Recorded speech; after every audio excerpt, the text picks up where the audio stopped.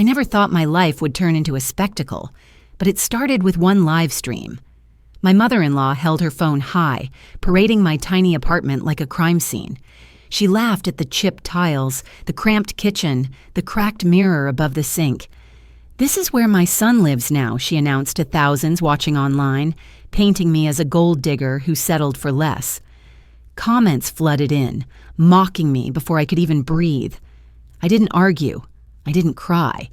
I saved every word, every frame, because someday they would beg me for mercy. I woke on the first morning of marriage to a square of winter light cutting across the rug, dust drifting like glitter in its path. The radiator hissed, the kettle stuttered, and I told myself that small didn't mean lesser, only closer. To Ethan's shoulder, to a future we would build with patience instead of spectacle. I believed it the way you believe a password chosen for its private meaning. Carol arrived that afternoon with flowers and a phone already recording. "A little tour for my followers," she announced, the red live badge blooming in the corner like a bruise. She floated through our apartment, narrating as if she were selling a fixer-upper. "This is where my son lives now," she said, tilting the camera toward the cramped kitchen and the squeaky drawer. "Cozy, practical." Practical means poor when spoken like that. She laughed at the cracked mirror above the sink as if it were the punchline I had planned. I stood just off frame, reduced to background noise with a heartbeat. Comments spilled in, sharp and fast: gold digger, small ambition, downgrade bride. Carol sighed theatrically. "She's nice," she confided, "just simple." Ethan touched my wrist, his apology too quiet to matter, but never reached for the phone. When the stream ended, the apartment had not shrunk, yet it felt crowded with strangers. I caught myself in the mirror, my smile split neatly by the crack, like a graph breaking in the middle of the year. That night, the video appeared on a fan page with a caption sharpened for cruelty. Thousands of strangers paraded through my home in pixels, stamping their conclusions. A neighbor congratulated me on marrying up in the laundry room.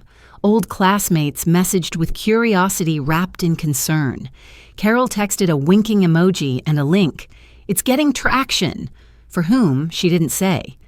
In the days that followed, Carol found an audience eager for her size. She filmed herself in her large house, lamenting that her son lacked the space he deserved, captioning, "One day he'll have a real home." Her followers rewarded her with sympathy and advice about setting boundaries with unmotivated girls. My life had become content, my marriage a cautionary tale for people who had never met me. The worst part wasn't their contempt, it was how quickly they rehearsed their roles when given a script. Then came the video that broke me differently. A friend sent it with nothing but exclamation points. In it, I was shopping in an upscale mall, bags multiplying like magic, laughing too loud, tapping a black card I had never touched.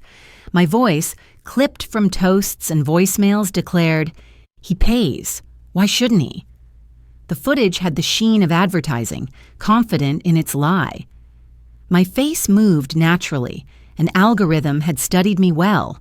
I reported it, but re-uploads spread faster than corrections. I traced the earliest share to my sister-in-law's private circle. Her profile picture was all soft filters, clean light. My hands didn't shake. The chill I felt was professional, the cold calm of an auditor facing fraud. I had once investigated embezzlement that left fewer fingerprints. This had a polished aesthetic, but the intent was the same. The consequences arrived swiftly.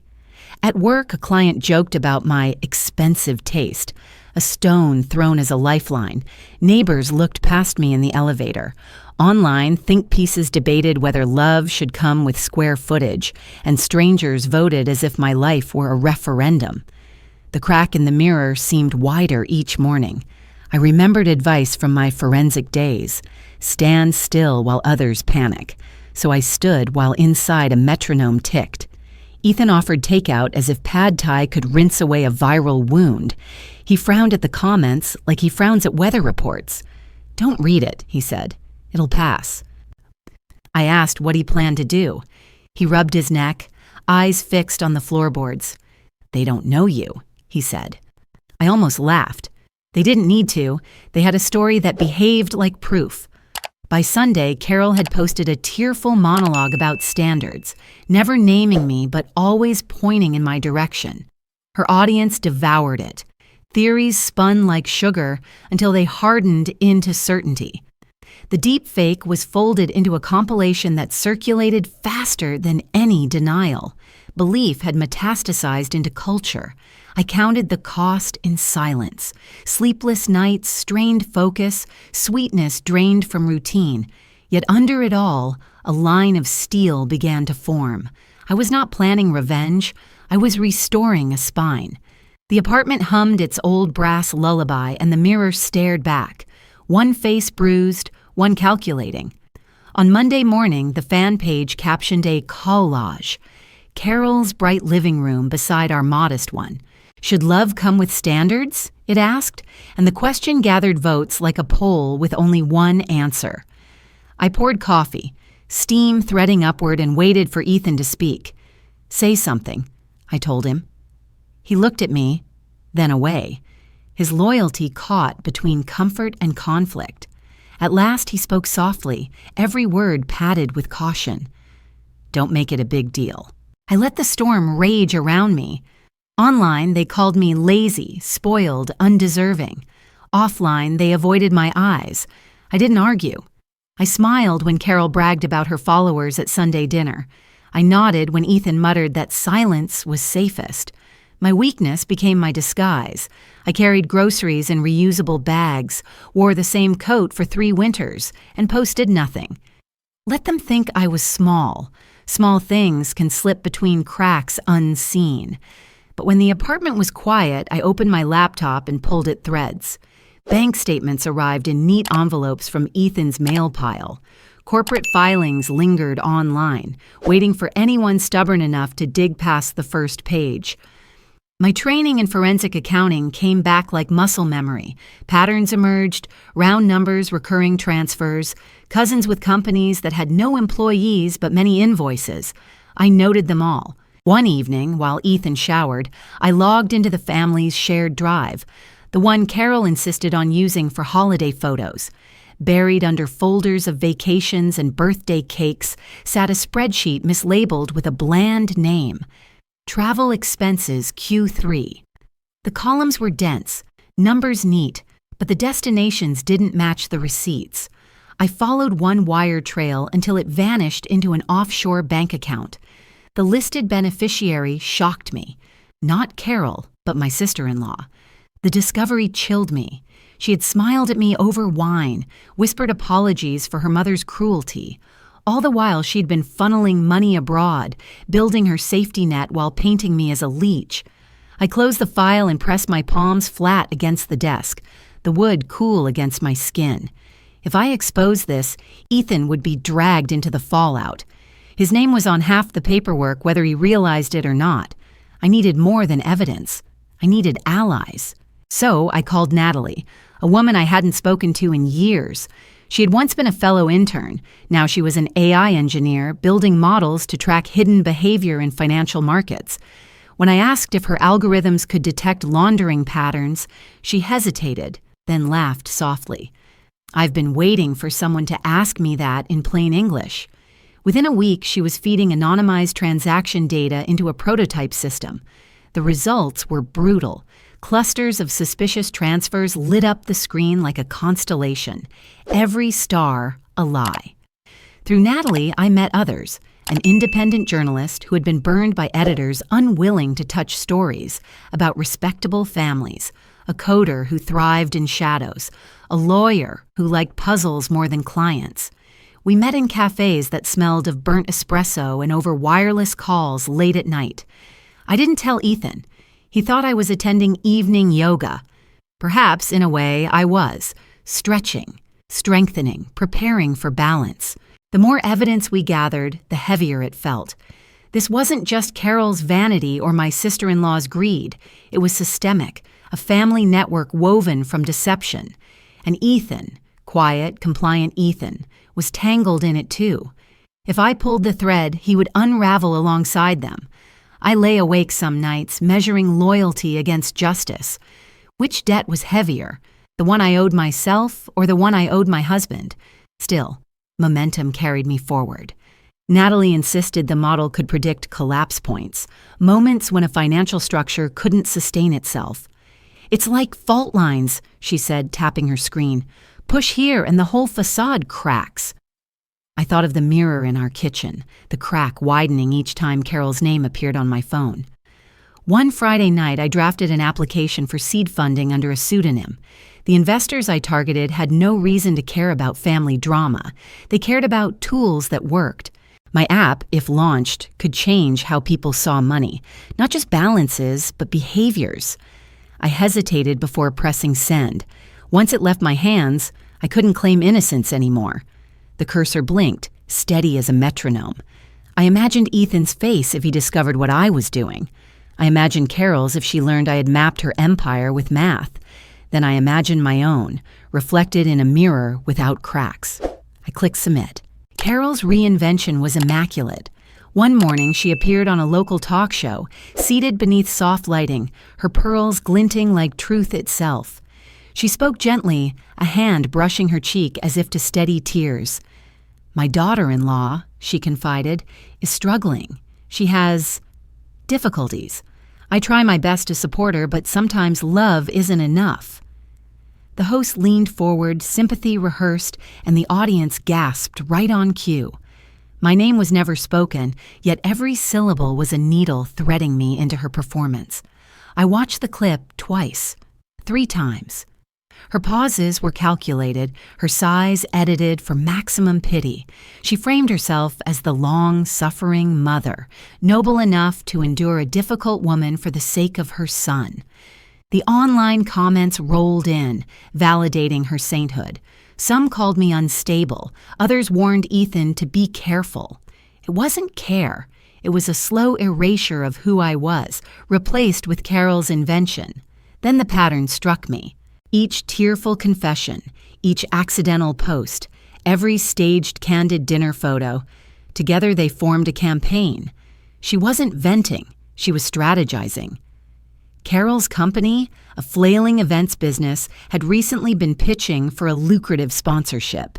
Sympathy was her currency.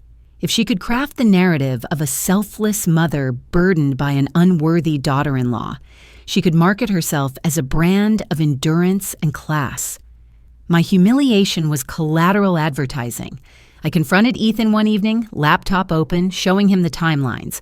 Her talk show appearance coinciding with proposal deadlines, her social media surge synced with investor meetings. He glanced at the screen, then at me, uncomfortable.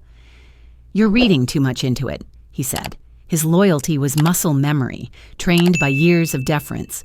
When I pressed, he rubbed his forehead and whispered, "She means well." 2 days later, I discovered the contract. Carol had secured a sponsorship worth more than we could imagine, using her media glow as proof of her influence. I should have been relieved that her business was afloat. Instead, I felt the floor tilt. My degradation had been converted into cash flow. The breaking point arrived when Ethan slid a document across our table. "It's just a formality," he said.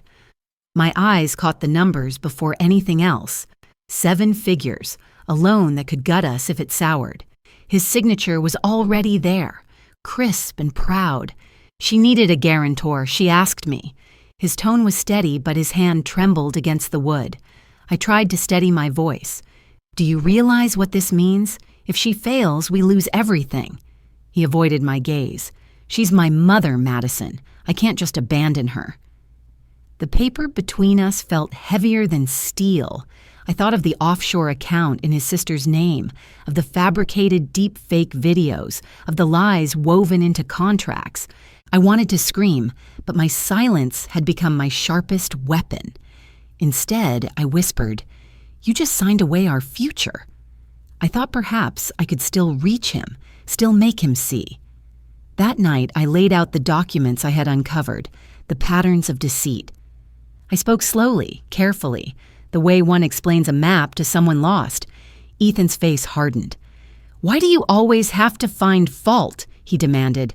"Why can't you just support my mother? This obsession, it's jealousy, Madison, admit it." The word stung worse than any insult: jealousy. As if I envied Carol's fraud, her theater, as if my warnings were petty rivalry instead of survival. He walked away before I could reply, leaving me with papers that suddenly looked less like evidence and more like betrayal. The next morning, I woke to a storm of messages. My email was flooded, my phone buzzing nonstop. Articles bloomed online, each uglier than the last. Screenshots of private texts I had sent to Ethan about Carol's manipulation were plastered on gossip sites.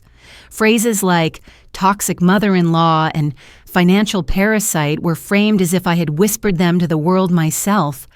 I traced the leak, the timestamps, the file paths, the subtle watermark in one screenshot. It all pointed back to my sister-in-law. She had been the one feeding the tabloids, painting me as unstable, greedy, cruel. My trust had been nothing but another asset for her to exploit. The backlash was merciless. Hashtags called for me to be canceled. Strangers declared me unfit for marriage. Some suggested Ethan leave me for his own sake. Clients withdrew meetings. Old friends ghosted. My name became less a person than a warning, a meme about ambition gone wrong. I stared at the cracked mirror in our bathroom, the line running through my reflection like a fault ready to split wide. I thought I had prepared for humiliation, but this was obliteration. Carol had secured her contracts, Ethan had secured his loyalty, and my sister-in-law had secured her offshore escape. And me, I had been stripped to nothing, my dignity auctioned off in headlines. It wasn't just that I had lost control, it was that control had never been mine to begin with. I spent weeks in silence, letting the noise of my collapse fade into static. My name had been shredded, but anonymity had its use. It gave me time to finish what Natalie and I had started, the app we called ClearPay. It wasn't glamorous. Just clean dashboards, predictive alerts, a quiet AI that tracked the shadow in every dollar. But it had teeth. For every fabricated story about me, the code offered one undeniable truth. Numbers didn't lie. We released it on a Thursday night. No marketing push, just a soft launch into the current of the internet. The first users were college students juggling loans and side hustles. They shared screenshots on TikTok, mocking their own bad spending habits. Then something strange happened. The algorithm flagged suspicious recurring charges hidden inside rent bills and utilities. People realized they'd been paying for services they never used, some even exploited by family members who borrowed cards. Video spread. ClearPay saved me $200 in 1 week. It became a meme, but a helpful one. By Sunday, a lifestyle KOL with millions of followers posted, "Not an ad, just found an app that makes banks nervous. Thanks to the girl everyone said was a joke." My face wasn't in the video, but everyone knew who she meant. Overnight, my reputation twisted from villain to underdog hero. The same strangers who had laughed at me now called me inspiring. Proof that you could rise after being burned. It was dizzying, but I didn't trust it. Admiration was as fickle as contempt. Still, the downloads doubled, then tripled. Investors began circling, this time chasing me, not the other way around. I walked into meetings with a new kind of silence, one that spoke louder than defense ever could. And yet, I waited for the other shoe to drop, because it always does. It dropped in the form of headlines. A financial blog, dissecting ClearPay's anonymized data, noticed clusters of suspicious transactions. Offshore transfers, shell invoices, money trails that looked eerily familiar to me. They didn't name names, but the pattern was visible to anyone who knew the players. Reporters began whispering about a prominent events company carrying hidden debts. The speculation narrowed fast. All roads pointed to Carol. I didn't feed it, I didn't have to. The app had become its own investigator, its own whistleblower. Numbers surfaced, patterns linked, and soon the gossip wasn't about me, but about her. I watched the mirror one night, the crack still there, but the light fell differently.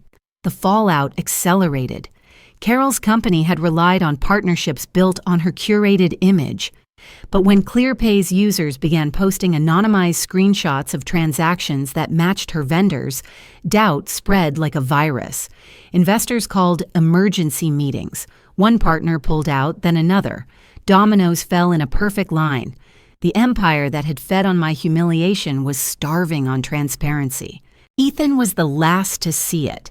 He clung to the illusion that his mother was simply unlucky. Then one night he found the documents I had kept hidden. Contracts, offshore account logs, sponsorship agreements tied to fake narratives. He stared at the pages until his hands shook. "She used me," he whispered, the words like glass breaking in his throat. "She used all of us." For a moment, I thought we might finally stand on the same side, but grief twisted him inward. He didn't look at me as an ally. He looked at me as proof of his blindness. His silence was no longer loyalty, it was shame. The collapse made headlines bigger than my own scandal had. News anchors debated how a respected woman could orchestrate such deceit. Bloggers unearthed clips of Carol's talk show appearances, replaying her sighs now as performance, not truth. The same public that had crucified me now devoured her. And then, one evening, she appeared at my office door. No pearls, no cameras, no phone lifted high. Just rain-dark hair and trembling hands. She looked smaller than I had ever seen her, as if the air itself had reduced her. "Madison," she said, voice cracking, "I need help. Please." The irony was sharp enough to cut, but I said nothing. I waited, letting the silence weigh on her shoulders. The woman who had once broadcast my supposed weakness now stood in mine. For a brief, glittering moment, I was untouchable. ClearPay's logo appeared on news tickers. Venture capitalists called me the disruptor of the decade, and journalists shifted their narratives to crown me as a phoenix reborn from the ashes of humiliation. I signed contracts in glass towers, shaking hands with men who had once ignored me at dinners. But victory has its own poison. The whispers began almost immediately. Wasn't it convenient, they asked, that my downfall had turned into perfect PR for my app? Had I orchestrated the humiliation to build a redemption arc? Articles debated whether my story was marketing genius disguised as tragedy. The same online mob that once mocked me now second-guessed my rise, unable to believe it could be earned. What hurt more was collateral damage. My best friend Claire, who had defended me relentlessly during the worst of the smear campaigns, was quietly let go from her job. Her manager told her the firm couldn't afford the association. When she showed up at my office with a forced smile, I saw the exhaustion beneath her eyes. "I'll be fine," she insisted. But I knew she was paying for my war. Success, it seemed, carried a tax, and sometimes that tax was collected from others. At night, I reread old headlines, the ones calling me unstable, toxic, fake. They still lived in the corners of the internet, never truly erased. I could build empires, but I couldn't delete shadows. The more ClearPay grew, the louder the voices became, questioning whether transparency could truly be trusted when born from scandal. One morning, an envelope slid beneath my office door.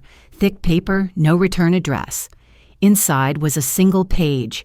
"You don't know who you're really fighting." At the bottom, no signature, only a photograph of my wedding day. In the corner of the image, almost cropped out, stood Ethan's uncle, smiling faintly, eyes sharp. I had always considered him peripheral, a wealthy man who attended family gatherings with polished indifference. But as I began digging, the puzzle pieces rearranged themselves. The offshore account wasn't just my sister-in-law's safety net. It was a spoke in a larger wheel. Contracts signed under shell corporations traced back to companies he controlled. Carol, loud and flamboyant, had been a decoy.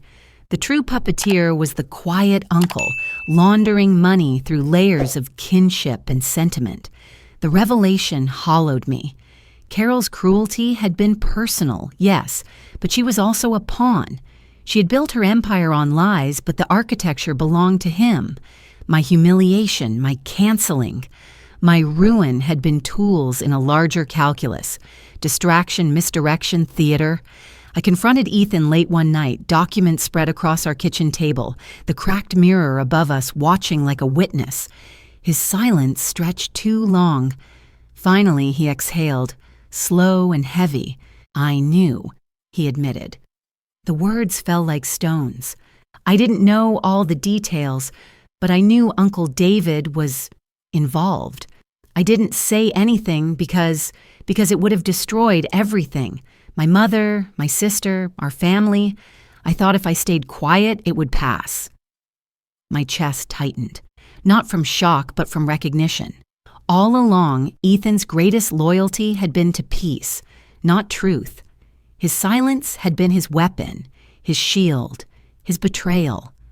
Every battle I had fought, every humiliation I had endured, he had watched with folded hands, convinced that harmony was worth my sacrifice.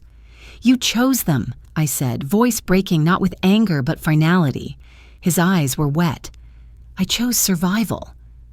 That night I lay in bed staring at the ceiling, the hum of the city pressing against the windows. The marriage I had once protected in silence now lay in ruins, not because of Carol's cruelty or the uncle's schemes, but because Ethan had chosen absence over presence. Betrayal doesn't always shout. Sometimes it whispers, sometimes it never speaks at all.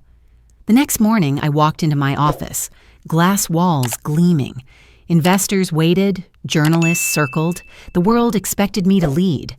I did, with a steadiness that surprised even me. But inside, a quiet truth settled. The marriage was already dead. The woman who had once stood in a cracked mirror was gone. I was no longer fighting for belonging. I was fighting for myself. The decision came in the quiet hours, when the city's hum softened and only the refrigerator kept time. I sat alone in the apartment, a stack of files beside me, the cracked mirror across the room reflecting a woman I barely recognized. Everything I had uncovered, the offshore accounts, the shell companies, the forged sponsorships, waited on my laptop, encrypted but ready. For weeks I had held them like contraband, knowing they could burn a family to ash. But the family had already burned me. I stared at Ethan's empty side of the bed, his absence louder than presence. He had chosen silence, loyalty to appearances, survival at any cost. My cost. And I knew then that the choice was no longer about him. It was about me and the line between complicity and courage. Natalie's voice echoed in my head. Blockchain doesn't forget. Once it's up, it's forever. That was the point. I didn't want whispers or headlines easily deleted. I wanted permanence, a record that couldn't be rewritten by money or media. With a trembling breath, I uploaded the files into the ledger. Transfers blinked into existence on a public chain, addresses linking like constellations, each one undeniable. Offshore accounts, fraudulent loans, shell vendors tied to Carol, to my sister-in-law, and finally to the uncle, who had orchestrated it all. The ledger sealed them in amber. No one could erase them now. The moment felt like falling and flying at once. A choice point had passed. If I had wanted to protect Ethan, I would have locked the files away, shielded him from his family's corruption. Instead, I sacrificed what remained of our marriage for a higher truth. Justice, not peace. By morning, the data had exploded across the financial world. Analysts picked it apart. Journalists cross-referenced. Influencers simplified it for audiences hungry for scandal. ClearPay's name trended, not as a product, but as a revolution. The app that outed an empire. Ethan showed up at my office, eyes hollow. "You destroyed us," he said, voice cracking. "No," I answered softly. "They destroyed us. I just refused to hide it." His silence was my confirmation. He turned and left, shoulders sagging, and I didn't follow. The marriage ended not with a fight, but with an absence too heavy to bear. In the weeks that followed, ClearPay became more than software. It became a movement. Users across the country uploaded their own data, exposing hidden fees, fraudulent charges, even abusive financial control within families. Stories surfaced of women finding the courage to confront spouses, of children uncovering debts hidden by parents. Transparency spread like wildfire, both feared and celebrated. Politicians debated regulation, banks scrambled for damage control, but the cultural tide had shifted. For once, the truth couldn't be silenced by a press release. My name, once synonymous with shame, now carried weight as a symbol of resistance. I accepted interviews, but carefully. I spoke not of revenge, but of clarity. Numbers tell the story people try to bury, I said on national television. ClearPay isn't about catching villains. It's about giving everyone the right to know. The irony wasn't lost on me. Carol had once turned me into content for her audience. Now I chose my stage with precision. My narrative wasn't about petty family squabbles anymore. It was about systems, accountability, power. But I didn't forget the cost. Claire was still rebuilding her life after losing her job. My marriage was gone, my trust scorched. Justice demands sacrifices, and mine had been personal. Months later, in a sunlit hall filled with reporters and advocates, I launched the No More Silent Daughters Fund. It would provide legal and financial resources to women trapped in households where silence was weaponized. Standing at the podium, I looked out at the faces, some young, some worn, and I felt the weight of legacy forming. This was bigger than me. The applause rose, and I remembered Carol's first live stream, the laughter at my cracked mirror, the mockery of my small apartment. They had built their empire on spectacle. I had built mine on silence turned to steel. That night, back in my own home, a new one, not grand but mine, I stood before a mirror. Not the old cracked one, but a clean, unbroken pane. My reflection stared back, steady and unflinching. No fracture dividing my face, no shadow of humiliation, just a woman who had been broken and reforged. I touched the glass, cool beneath my fingertips. For years, I had feared what mirrors revealed. Now I welcomed it. The story was no longer theirs to tell. Outside, the city pulsed with noise, ClearPay's servers humming, stories unfolding in real time. Somewhere, another woman was uploading her own files, stepping into her own fight. That was the legacy I wanted. Not applause, not revenge, but a chorus of voices no longer silenced. I turned off the light, the mirror fading into darkness, but the image of myself, whole, unbroken, remained.